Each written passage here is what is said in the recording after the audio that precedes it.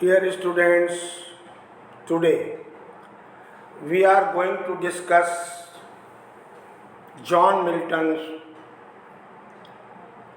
in TGT examination. As you know, Milton in 17th century literature, Milton has his own greater significance for the preparation of TGT.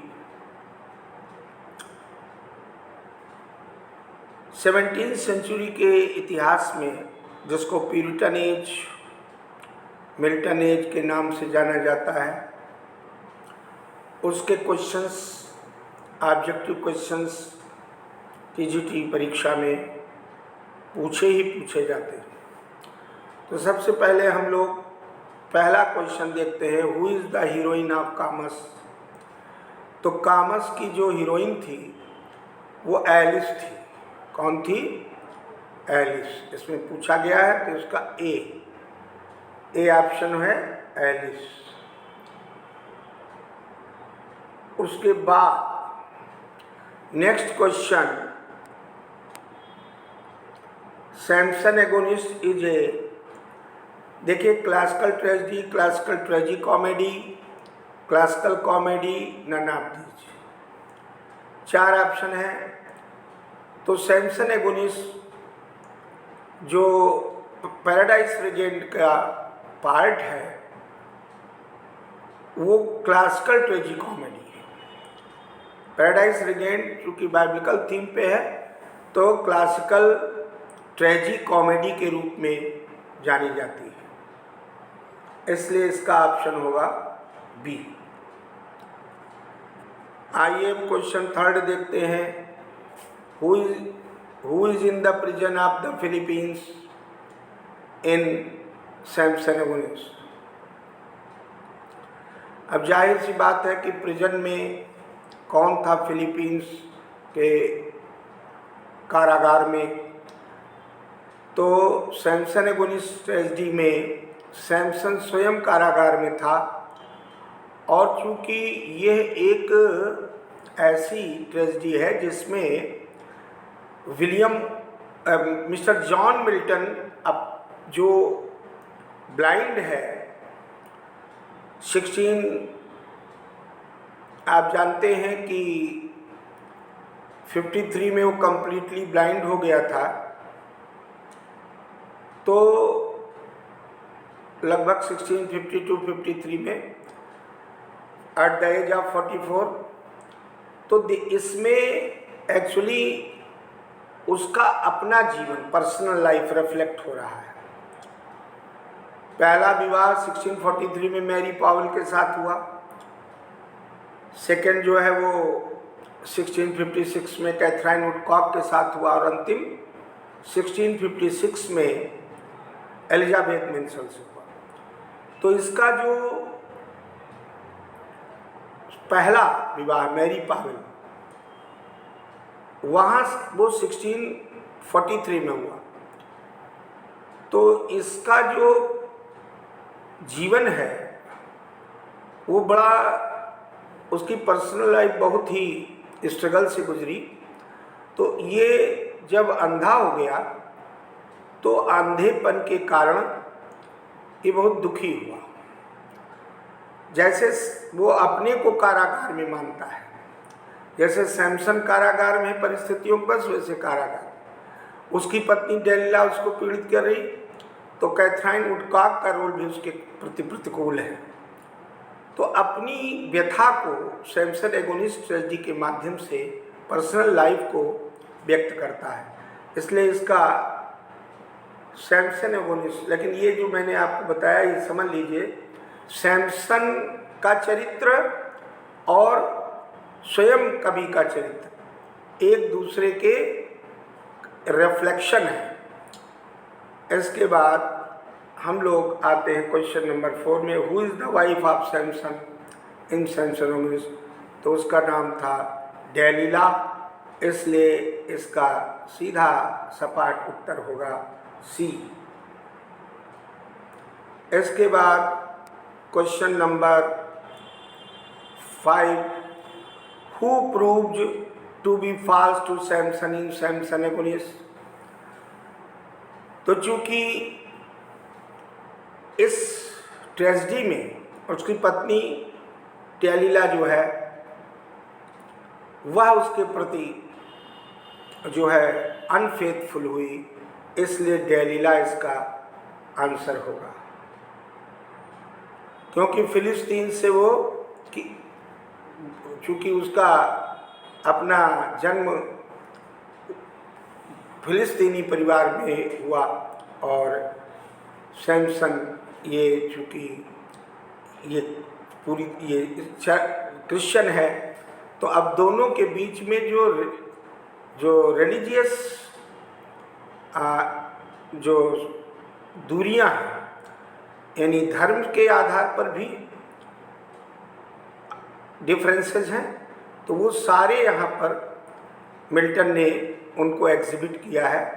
तो Delilah ने ही जो है false Samson के प्रति एक बेवफा अनफेथफुल सिद्ध होती है, इसलिए फोर्थ का एप्रोप्रिएट ऑप्शन है बी, डेलीला। इसके बाद question number 6, Samson Agonistes unites the elements of Hellenism and कर रहा है, ये हेलेनिज्म है।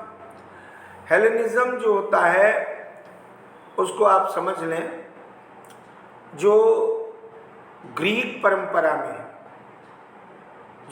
परंपरा में इमिटेशन ऑफ ग्रीक कल्चर किया गया है, ग्रीक संस्कृति का अनुकरण, नकल, उसको हेलियम कहते हैं।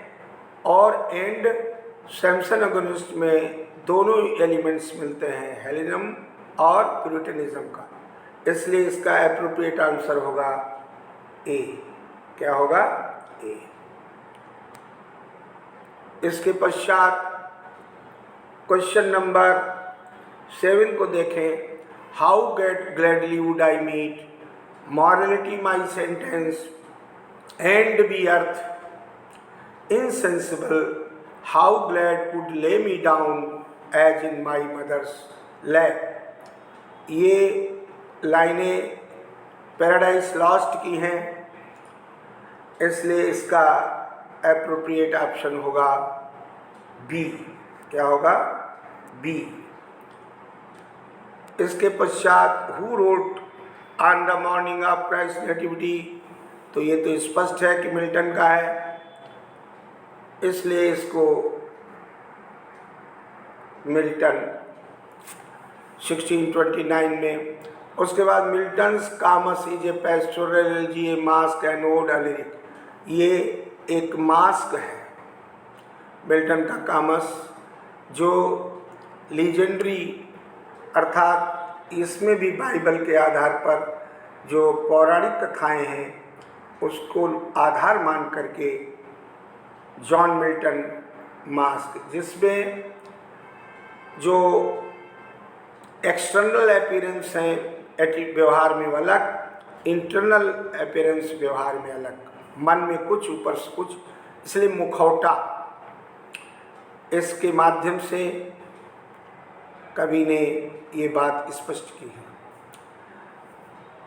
कि मास्क जिसमें एलिस जो है उसकी हीरोइन है और कामस स्वयं, तो ये जो पार्ट है, ये जो कैरेक्टर है, ये एक्चुअली डिबाचरी किस प्रकार से एक लस्टफुल इन्वॉल्वमेंट है उसका, कैसे उसको किया, और एट लास्ट एलिस ने अपने सेलिबेसी को, ब्रह्मचर्य को, शील को कैसे बचाया। तो चूँकि वो उसके चंगुल में फंस गई, लेकिन उसने she did not lose her perseverance, her temperance at all, तो विजय हो गई अपने शील को बचाने में, अपने ब्रह्मचर्य को बचाने में, अपनी इज्जत को बचाने में। मिल्टन्स के कॉमस में ये दिया गया है। इसके बाद what financial gains did Paradise Lost bring to its author, तो टोटल इसमें 18 पाउंड है। Financial gains did Paradise bring to its author, इसमें उसको 18 पाउंड का बेनिफिट हुआ। इसलिए इसका एप्रोप्रिएट आंसर होगा ए। इसके बाद आया कि how many copies were printed in the beginning. देखिए सभी लोग ध्यान से देखें, समझें इस बात को कि जो कॉपीज पहली बार इसकी छपी वो 1300, इसको रट डालें 1300 कॉपी, इसलिए इसका एप्रोप्रिएट आंसर होगा 1300। उसके पश्चात question number 12, according to Milton who is the mother of mankind. तो मैनकाइंड की मदर ईव को पैराडाइज लॉस्ट में एडम को जो है फादर ऑफ मैनकाइंड और मदर ऑफ मैनकाइंड ईव को माना गया है, इसलिए इसका ऑप्शन होगा बी। इसके पश्चात question number 13, what's the meaning of Beelzebub. Beelzebub जो था वो लॉर्ड ऑफ फ्लाइज था, लॉर्ड ऑफ फ्लाइज, इसलिए इसका एप्रोप्रिएट आंसर होगा सी। इसके पश्चात क्वेश्चन नंबर 14 में कहता है who said better to reign in hell than to serve in heaven. तो ये सैटर्न की उक्ति है, ये सैटर्न ने कहा। और किससे कहा? सैटर्न ने अपने फॉलोअर्स से कहा, सबको संबोधित करते हुए कहा, इसलिए इसका एप्रोप्रिएट आंसर होगा C. 15 number, in Paradise Lost book first there is a reference to Indian mount, this is the, इसमें है the Vindhya, the Meru, the Himalayas. तो इसमें हिमालय जो माउंट है वो हिमालयाज के ही उसमें अलग अलग नाम हैं। एनियन माउंट कहा गया, वो भी उसी से जुड़ा है। तो इसमें हिमालयाज यानी कि कौन सा लेंगे आप? सी। इसके पश्चात Milton road one of the following poems who he was 21, name of the poem which brought him Lawrence. तो देखिए वो पोएम थी on the morning of Christ nativity 1629 पे, जो जीसस क्राइस्ट की नेटिविटी जन्म के ऊपर लिखी गई 16 उसी की सेलिब्रेशन में। तो इसका एप्रोप्रिएट आंसर होगा बी। फिर they also serve who only stand and wait, this line, ये लाइन जो है ऑन हिज ब्लाइंडनेस की है और बहुत प्यारी लाइन है, लास्ट लाइन है, ये सोनेट है। They also serve who only stand and wait, this line. Milton कहता है ऐसे लोग वो भी ईश्वर के सेवक होते हैं या सेवा करते हैं जो केवल स्टैंड रहते हैं, अर्थात संयम से धैर्यपूर्वक अपनी बारी का इंतजार करते हैं, जो संयम नहीं खोते, जो अपने ऊपर नियंत्रण रखते हैं, संयम रखते हैं, वह भी ईश्वर की सच्ची सेवक होते हैं, सच्ची सेवा करने वाले माने जाते हैं। ऑन हिज ब्लाइंडनेस, इसलिए इसका एप्रोप्रिएट आंसर सी। इसके बाद what is the central theme of Paradise Lost. तो जो सेंट्रल थीम है पैराडाइज लॉस्ट की, उसको आप जानते हैं कि temptation and fall of man, किस प्रकार से टेम्पटेशन हुआ और fall of man. Forbidden tree को ईव और एडम ने उसको चुरा के खाया और लालच, उसी से उसका पतन हुआ, इसलिए इसका एप्रोप्रिएट आंसर ए। इसके पश्चात क्वेश्चन नंबर, नेक्स्ट क्वेश्चन देखते हैं, who is the hero of Paradise lost. अब ये बड़ा विवादित क्वेश्चन है, कंट्रोवर्शियल है। कुछ लोग मैन, कुछ लोग सैटर्न, कुछ लोग गॉड, कुछ लोग एडम। लेकिन Saturn bar bar through out the epic उसका रोल ज़्यादा दिखाई दे रहा है, एक्सेसिव रोल है, इसलिए सैटर्न को स्वीकार किया गया है बोर्ड के द्वारा। Next question, Milton's aim in writing Paradise Lost was, बहुत ही रिपीटेड और बहुत ही महत्वपूर्ण क्वेश्चन है, और इसका अर्थ है कि Milton to justify the ways of God to man, ये एम है मिल्टन का, इसलिए इसका एप्रोप्रिएट आंसर होगा सी। पैराडाइज लॉस्ट कंटेन्स, पहले 10 बुक्स थी, अब चूंकि पहले आखिरी पूछने कुल पूछ रहा है तो इसलिए 12 बुक्स, बात को 2 जुड़ गई तो अब उसको माना क्या जाएगा 12 बुक्स। इसके बाद according to Milton original Paradise Lost was contains, तो ओरिजिनल प्लान में पैराडाइज लॉस्ट, उसके पहले जो क्वेश्चन नंबर आप देख रहे हैं ये 10 बुक्स में पहले था, तो इसको हम लोग मानेंगे, कितना मानेंगे